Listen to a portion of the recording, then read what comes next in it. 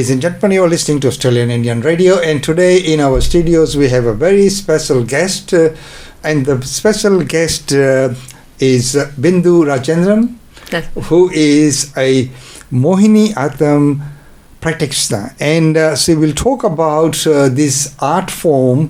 As we know, there's many dance forms in India, and we'll talk about the uniqueness of this art form. So with that, welcome to the studios. Thank you so much, Umesh ji. Thank you. Okay, so first of all, when and how did you get involved, or you got excited about the dancing, and how did you get involved with this form? I started dancing when I was about 3.5 years old, and I remember this very vaguely. I was dancing on top of the table, watching some movie songs, and my mom told my dad that we need to send her for dancing. And then soon after, I commenced my training with Kalamandalam Mohan in Dubai. So I was born and brought up in Dubai. So I learned dance from this exceptional teacher for about 18 years. And that's how, my foray into dance just happened, and he showed me this exciting new world about dance. Okay, so you were born and brought up in Dubai. Yes. And somewhere I read that, you spent a fair bit of time in New Zealand. Yes, I have also lived in New Zealand. So after marriage, I moved to New Zealand. And we were there for about 10 or 12 years as well. And then we moved to this beautiful country called Australia. Of course, Australia is the best place to be. And okay, so getting back to the dance, of course, anyone could have an interest, but then you having that interest and then pursuing that interest and then finding someone who can guide you through. Yeah. So tell us a little bit about that experience. So I have been very fortunate, Umeshji, in the fact that I've had the right people come into my life and hold my hands at the right time. So for 17 years, my guru Kalamandalam Mohan taught me Bharatanatyam, Mohiniattam and Kuchipudi. Then I went to Delhi to do my degree course. And there I met another teacher within my university, Mrs. Asha Singh, who taught me so many different varieties of folk dances from India. So I got that kind of, open awareness about folk dances. After I got married and I moved back to Dubai, I went back to my guru and I learned dance with him till I was about 7 months pregnant. I was dancing when I was pregnant as well. My baby came along and then we moved to New Zealand. In New Zealand, yet again, I met this wonderful person called Alison East, a lecturer in dance, who saw me perform and just took me under her wing and opened my eyes to the breadth of dance. So all I knew until then was the depth of dance. She opened my eyes to the breadth of dance, community, gender, social justice, all these kind of things she taught me. And I had this wonderful experience of also working and learning under Shona Dunlop McTavish, who is known as the mother of modern dance in New Zealand. So under their wing, I expanded my understanding of dance. And after I moved to New Zealand, I'm currently taught by my guru, who is in Melbourne, Srimati Tara Rajkumar, who has an Order of Australian Merit for her services to Mohiniattam. So throughout my life, I've had some of the best people guide me. So that's how it has been sustained. So that's quite an achievement for your Guruji, Yes. Receiving the Order of Australian Absolutely. Medal, especially for the dance, Yes. for that form. So that is wonderful. So getting back to the actual dance form, so Mohiniattam, how does it, or where does it get its name from? So Mohiniattam literally translated means the dance of the enchantress. So Mohini is the female form of Lord Vishnu, and there are many stories that pertain to this creation of Mohini. But the one that most Mohiniattam dancers refer back to is when Lord Shiva was giving a boon to a demon called Bhasmasura. and Bhasmasura was given the boon that he could reduce anybody to ashes, whosoever he touched, whose head he touched. And soon after he got the boon, he ran after Shiva. Shiva ran to Vishnu and said, "Oh Lord, please save me." And Vishnu took the form of Mohini and, challenged Bhasmasura to a dance duel. They began dancing, and one of the movements they had to do was touching the finger on the head, and he followed suit, and he was reduced to ashes. And the interesting part is, this is one of the movements or sculptural poses that we use in Mohiniattam. You can see it to this day. And that is very well explained. As we know, Vishnuji's the other form, Mohini Roop, as they say, he took that form on few occasions. That's right. And mainly to save everyone. That's right. Yes. There have been few instances like the Sagar Manthan. That's right. Yes. That's right. And in Kerala, we also have the story of the birth of Lord Ayyappa. So it's Hariharaputra. So Shiva and Vishnu's child. Yes, that's Kartika. No, Kartikeyan is another deity. This is Ayyappan, Kerala. Yes. I do go to the Puja. Yes. Okay, so now, so what's been happening in this space, in the field of, the dances and everything? So you were teaching as well, and of course you are very involved with the community, and many times most of the times I've ever seen you is up on the stage. Yeah, I'm more of a performer. I've just commenced teaching since April, but my main interest lies in creating new choreographies, because I love researching. One of my recent choreographies that was guided by my Guru Tara Rajkumar took about 9 months to curate and create, because we compose the music. I write the poems in English, get it translated in India by a Sanskrit scholar, and both of us work on setting it to music. So it's a whole process. So we've done about 4 dances like that, and that takes a lot of time. So I'm more of a researcher and performer, I think, and a practitioner of Mohiniattam rather than a teacher.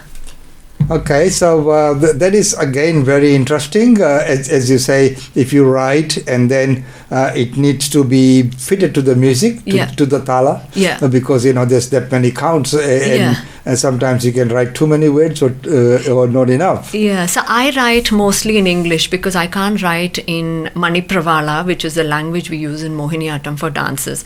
And I have a person in India who translates the poetry into Manipravala, and then I give them the raga. So I'll say I want it in Chandrajyoti and Punnagavarali, or I want it in Saurashtram, something like that, So then they work and fit it in. So it takes about 3 months to just put the music together. Research takes more. The choreography takes the least time. Okay. I would have thought otherwise. But anyway, now the latest news is that you are going to London. So tell us about what's going to happen in London. Yes, this is an extreme moment of privilege and gratitude to my Guru, Tara Rajkumar. So she founded the Akademi, which is the most premier institution outside of India for Indian dance. This was in the early 80s. And this year they're celebrating its 40th anniversary, and she is being honored in London. And as part of that, I'm traveling with her as her main disciple and performing some of the old choreographies that she has revisited for me, and also some of the new works that we've been doing over the past 4.5-5 years. So I'll be performing for shows alongside some of her interviews as well, and one of them is at the Bhavan, which everybody knows, Kendriya Vidya Bhavan. Then the other one's at the Victoria Albert Museum, and then there's another one at the Waterman's Theatre. So there's a few places and shows happening. That is wonderful. Congratulations on, that's quite an achievement. Thank you. all the gurus have so many disciples, and being selected to go and perform with the side by side at Bhavan and all those other wonderful venues there. That's right. It is quite an honor for you. Yes, it is. It is. I'm so grateful. And I know this kind of opportunity doesn't come everyone's way or every day. So, no, that is wonderful. No, thank you so much for coming into the studios and sharing this information with us. Thank you. If there's anything else that you'd like to add. I would love to encourage people to take up dancing, regardless of age, body image type, gender, because we know that as soon as a child, when they learn to walk, they listen to music, they move to the rhythm, and that's nothing but dance. So many people feel hesitant. I always say that if you can walk, you can dance. So you're trying to say that there's chance for me as well. Everyone. Everyone can. Okay, now something which I should have done in the beginning was, there's many different dance forms, especially in the classical arena, like you mentioned Kathak, there's Bharatanatyam, Kathakali, and all other ones. So what's unique about Mohiniattam? So people who know dance will understand what I'm going to say, but people who don't know, I'll explain it. So Mohiniattam is a solo dance form. It is a feminine dance form. So it uses lasya. Lasya is grace. And it uses kaishiki vritti. Kaishiki is the feminine, graceful way of movement. Arabati is Bharatanatyam, where you use Tandava and brisk movements. You will also notice that the movements in Mohiniattam are more spherical. They are round. They are not angular like Bharatanatyam, And in Bharatanatyam, you always end in a pose. In Mohiniattam, it's not about ending. It is about how you get there. It's about the journey. So it's like water. Water just flows. There's no angularity. There's no briskness about it. It's just a flowing river or a flow, like the gentle breeze of the palm, the grass. This is the kind of movements that's very akin to Mohiniattam.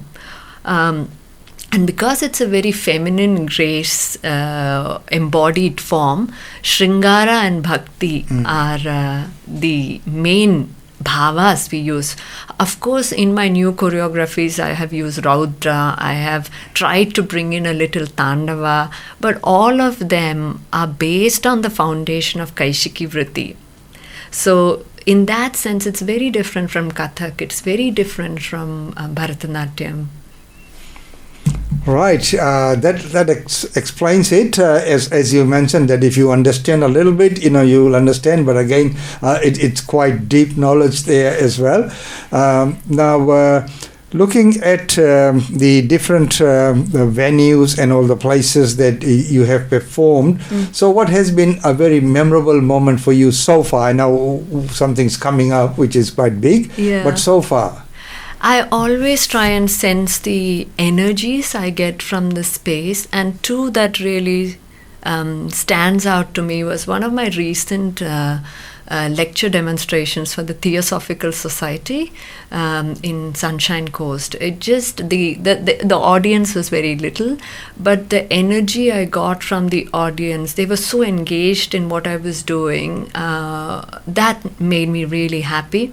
The other was at Woodford Folk Festival last year when I did my solo performances, and I had a lot of people come to me, and even letters come that saying that the aspect of storytelling in classical dance is so beautiful that they could engage with it. I mean, that's what I loved. So yeah, that's a great compliment, and Woodford is a great platform as well. That's right. We've been there a few times, and now the organizers, so that's a very, very wonderful platform there as well.